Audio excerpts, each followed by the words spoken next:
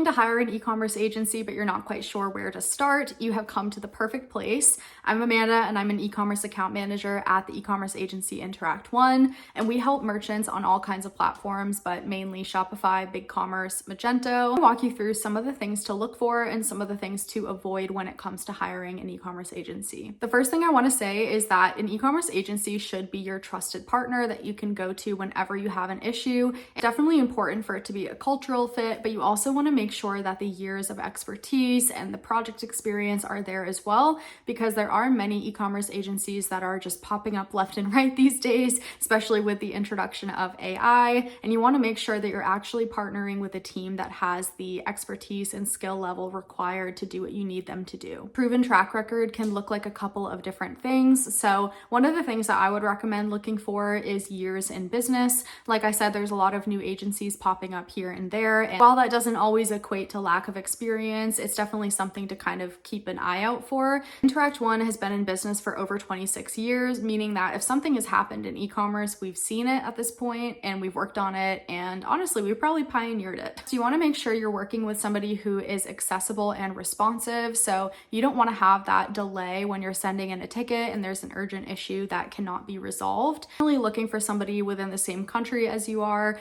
We are a US based agency, and that's really important to us because we do not outsource our work to other countries where the time zone can mess up with that response time. You want to make sure that your e-commerce agency is going to understand your industry. So making sure that there's relevant case studies for industries like yours is really important on their website. Because a agency has worked in one area or one vertical, it doesn't mean that they are well versed in all of them. Sometimes it's better to get an agency that really specializes. So that's definitely something to look for. Next, I'm going to quickly talk about some red flags. So one red flag is that the agency is very eager to close. Any business is going to want new clients and hopefully be excited to help you. You shouldn't feel like you're being rushed or that your full scope of your project is not fully understood. It can kind of lead into the next red flag, which is an agency providing you a very, very low ball estimate.